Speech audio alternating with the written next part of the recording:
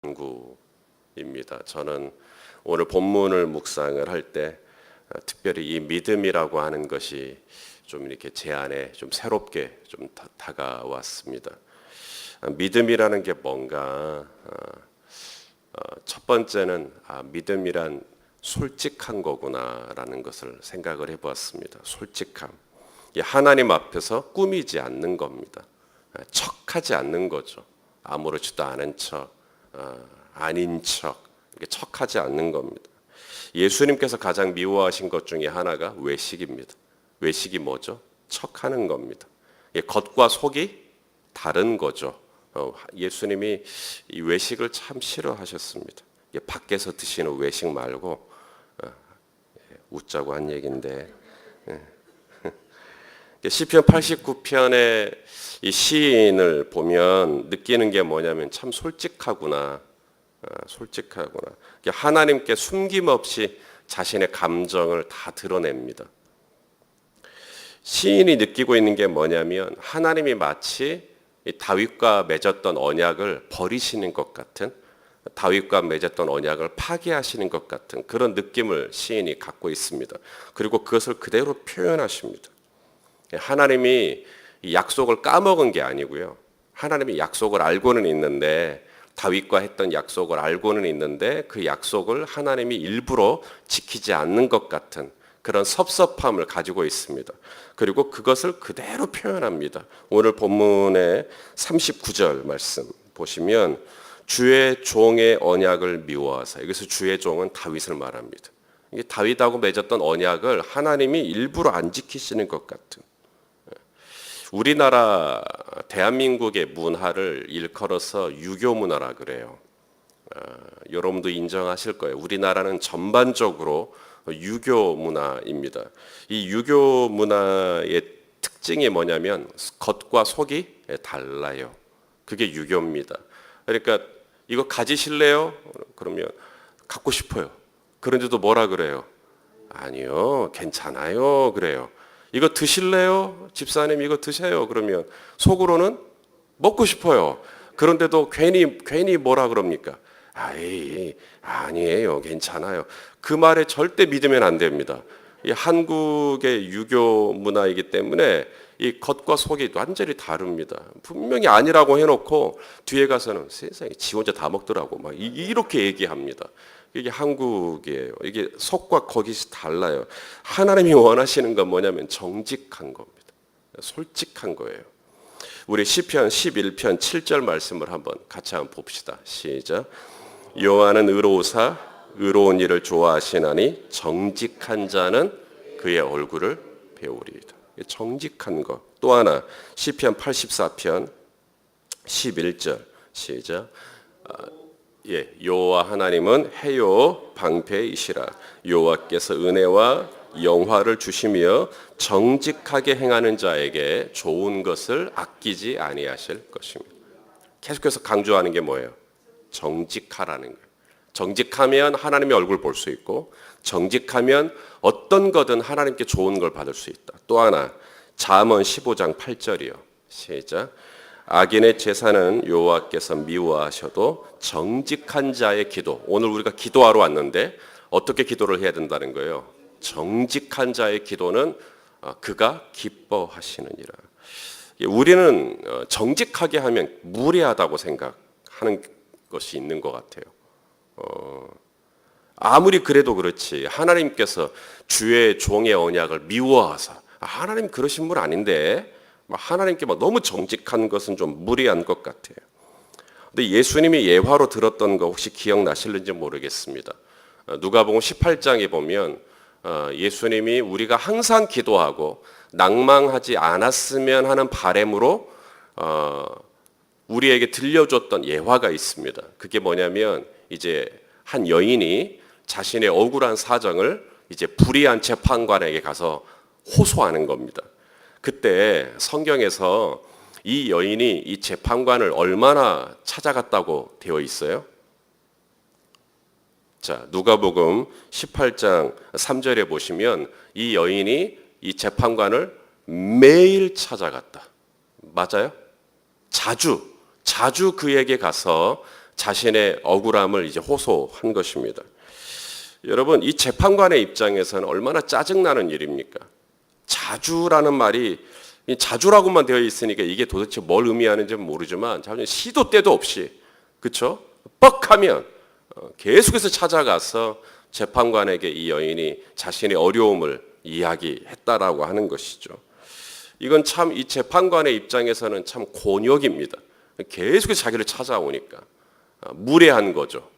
그럼에도 불구하고 여인이 계속해서 자주 찾아갔다. 마침내는 재판관이 짜증을 내면서 아이고 내가 안 도와주면 안 되겠구나. 그래서 그냥 도와줘 버렸다라는 거죠. 누가복음 11장에 기도에 대해서 얘기할 때 하나 또 예화를 드는 게 있습니다. 이게 밤중에 친구가 찾아왔다는 거예요. 그러자 자기 집에 먹을 게 없어요. 그래서 그 옆에 있는 다른 친구에게 갑니다. 그리고는 떡이 있냐? 떡이 있다. 떡 주라는 거예요. 그것이 밤 늦은 시간에 친구에게 가서 떡을 달라는 것으로 예수님께서 예화를 드십니다. 그러니까 우리의 문제는 뭐냐면 내가 이렇게 자주 찾아가면 재판관이 싫어하시겠구나. 내가 이 밤중에 친구에게 가서 떡을 달라 그러면 싫어하겠구나.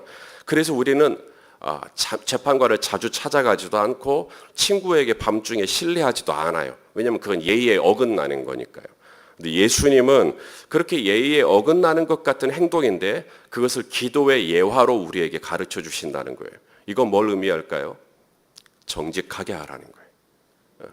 너무 차리지 말라는 거예요. 기도할 때. 물에 빠져 죽어가고 있어요. 그런데 물에 빠져 죽어가면서도 어프 하면서도 점잖게 혹시 지나가시는 분들 중에 지금 시간의 여유가 되시는 분은 저를 좀 도와주시면 참 감사하겠습니다. 그러면서 빠져들어가고 있는 거예요. 여러분, 시인은 오늘 본문을 읽어보시면 굉장히 감정이 격해 있습니다. 나라가 망했거든요, 사실. 이미 시편 89편을 시작할 때 배경 설명을 들으셨겠지만 이 시인은 지금 상황이 뭐냐면 나라가 망해서 이스라엘이 망했습니다. 바벨론에 의해서 포로로 잡혀간 이후에 쓴 시입니다. 그러니 민족이 망하고 예루살렘 성전이 망하고 이것을 보고 난 다음에 마치 시인이 뭐냐면 하나님이 우리를 버리셨구나. 이걸 느끼고 있는 겁니다. 하나님이 우리를 버리셨구나. 46절 말씀을 좀 볼까요? 46절을 보시면 여호와여 뭐라고 돼 있어요? 언제까지니까 스스로 영원히 숨기시리까. 그러니까 지금 시인이 느끼고 있는 게 뭐냐면 하나님이 안 보인다는 거죠. 하나님이 계속 숨고 있는 거예요. 또 하나, 주의 노가 언제까지 불붙듯 하시겠나이까. 두 가지 이의를 제기합니다. 하나님이 숨으셨다. 그리고 하나님이 계속 화를 내고 있다. 이 두 가지를 지금 시인이 힘들어하는 거예요. 여러분, 이 두 가지는 다 틀린 겁니다. 하나님은 숨어 계시는 분이 아니십니다. 자, 말씀을 통해 확인합니다. 로마서 1장 19절에서 20절 말씀입니다. 읽겠습니다. 로마서 1장 19절에서 20절 시작. 이는 하나님을 알만한 것이 그들 속에 보임이라. 하나님께서 이를 그들에게 보이셨느니라.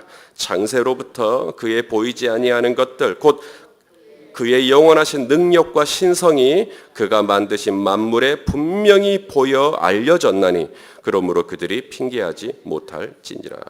하나님을 알만한 것이 분명히 우리 주변에 많아요. 하나님은 숨어 계시는 분이 아니십니다. 하나님은 당신을 어찌하든지 드러내십니다. 또 하나, 하나님이 영원히 노하신다고요? 하나님은 그런 분이 아니십니다. 시편 103편 8절에서 9절을 보시면 우리 하나님이 이런 분이라고 말씀합니다. 시작. 여호와는 긍휼이 많으시고 은혜로우시고 노하기를 더디하시고 인자하심이 풍부하시도다. 자주 경책하지 아니하시며 노를 영원히 품지 않으시는 하나님이십니다. 그런데 시인은 하나님이 숨으신대요. 언제까지 숨으시겠습니까? 언제까지 화만 내고 계시겠습니까? 이건 하나님이 그런 분이 아닌데 막 하나님께 그런 분인 것처럼. 이것은 뭘 의미하냐면 시인이 아주 정직하게 자신의 감정을 드러내고 있는 겁니다. 하나님이 숨으시는 것처럼, 하나님이 계속 화만 내고 있는 것처럼 저는 그렇게 느낍니다. 저는 그렇게 느낍니다라고 지금 하나님께 솔직하게 이야기하시는 거죠. 우리가 볼 때는 막 살 떨리는 소리입니다. 오, 하나님 저런 분 아니신데 막 저렇게 막 얘기해도 되나? 근데 중요한 건 하나님은 그러한 기도를, 정직한 자의 기도를 믿음으로 받아버리십니다. 믿음으로 받아버리셔요. 사실 이스라엘이 망한 게 하나님 탓입니까? 하나님이 정말로 다윗과 맺었던 언약을 파기하시고 하나님이 정말로 숨으시고 노를 계속해서 품으시는 하나님이신가? 여러분, 이스라엘이 잘못한 거잖아요. 하나님은 수많은 선지자들을 이스라엘에게 보내서 그러지 마라, 그러지 마라, 우상 숭배하지 마라 얼마나 많이 말했습니까? 그럴 때마다 이스라엘은 선지자들은 어떻게 돼 있어요? 돌로 던지고 웅덩이에 집어넣어버리고 심지어는 죽이기까지 했습니다. 그렇게 하나님의 경고와 하나님의 메시지를 무시한 결과 이제 바벨론에 의해서 망한 거죠. 그런데 아주 뻔뻔하게 시인은 하나님 때문이라고, 하나님이 언약을 버리셨고 하나님이 숨으셨고 하나님이 화를 내고 있기 때문에 이런 거라고. 우리가 볼 때는 지금 이 시인이 이렇게 하나님께 따지는 건 부당한데 객관적으로 볼 때는 그래요. 그런데 하나님이 이러한 기도를, 무례한 기도를 믿음으로 받으십니다. 믿음이 있으니까 나한테 따지지. 그래도 내가 살아있다라는 거, 내가 살아있는 존재라는 걸 믿으니까 그래도 나한테 이렇게 화를 내지. 그래도 내가 이 세상을 주관하고 있다라는 걸 믿으니까 그래도 나한테 이렇게 화를 내는 거다라고 하나님이 그걸 믿음으로 받으시는 겁니다. 그러니까 우리 주변에서 누군가가 믿음 없는 소리를 할 때 여러분 너무 뭐라 하지 마십시오. 내가 볼 때는 믿음 없는 소리 같아요. 어떻게 하나님이 숨으시고 어떻게 하나님이 계속 화만 내시고 어떻게 하나님이 당신이 맺으셨던 언약을 버리시고, 우리가 볼 때는 믿음 없는 소리 같은데 하나님은 그것을 믿음 있는 기도로 들으시어요. 그러니까 우리가 뭐라고 판단할 수가 없어요. 함부로. 물론 공예배 때 이렇게 기도해버리면 큰일 납니다.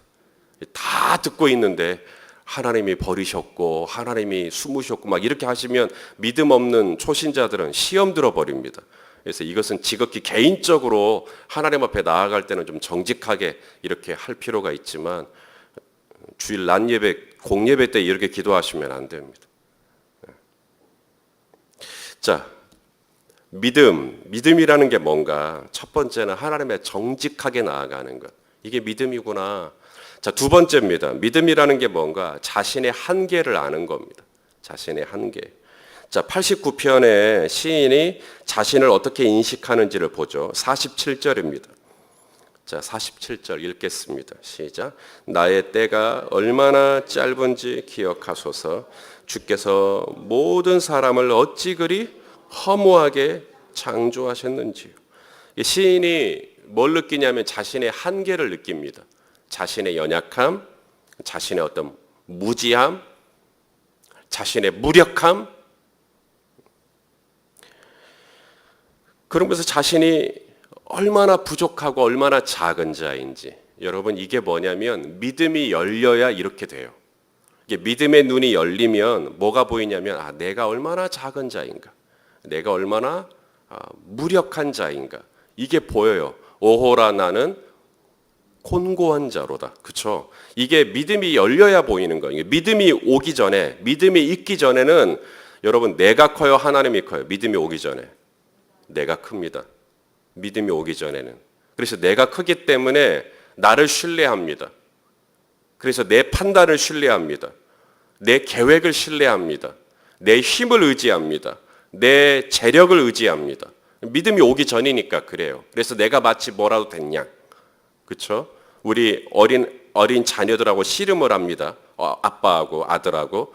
그러면 아빠가 이겨요, 아들이 이겨요? 아들이 이기죠. 절대로 아들을 이기는 아빠는 아빠가 아닙니다. 그래서 아들한테 집니다. 그럼 아들이 막 좋아하죠. 지가 이긴 것처럼 좋아합니다. 나중에 지가 아빠만큼이나 크고 나면 깨닫는 게 뭡니까? 아빠가 절대로 힘이 없어서 진 게 아니라는 걸 알게 돼요. 믿음이 오기 전에는 내가 이긴 줄 압니다. 내가 한 줄 압니다. 내가 똑똑해서 그렇게 된 줄 압니다. 내가 배워서 그런 줄 압니다. 믿음이 딱 왔어요. 믿음이 딱 오고 나니까 뭡니까? 오늘 본문의 여기처럼 나의 때가 얼마나 짧은지, 내가 참 허무한 존재구나, 내가 참 미련한 존재구나, 내가 참 무력한 존재구나라는 걸 알게 됩니다. 그러면서 뭐가 보이냐면 하나님의 크심이 보입니다. 하나님의 위대하심, 내가 작아지니까 하나님의 위대하심, 하나님의 광대하심, 하나님의 전지하심이 눈에 들어오기 시작합니다. 성도 여러분, 이것을 믿음이라고 얘기하는 겁니다. 믿음. 자, 마지막 세 번째, 믿음이라는 게 뭔가? 그럼에도 불구하고 하나님을 신뢰하는 겁니다.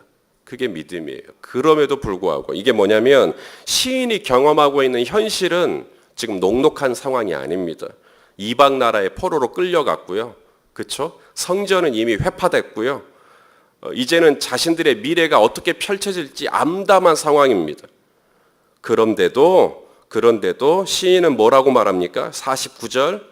자, 49절. 여전히 하나님을 바라보고 있는 시인입니다. 시작. 주여, 주의 성실하심으로 다윗에게 맹세하신 그 전에 인자하심이 어디 있나이까? 이게 하나님께 따지는 게 아니고요. 49절의 이 톤은 뭐냐면 여전히 하나님의 인자하심을 더듬어 참고 있는, 하나님의 인자하심을 여전히 바라보고 있는 시인의 모습입니다.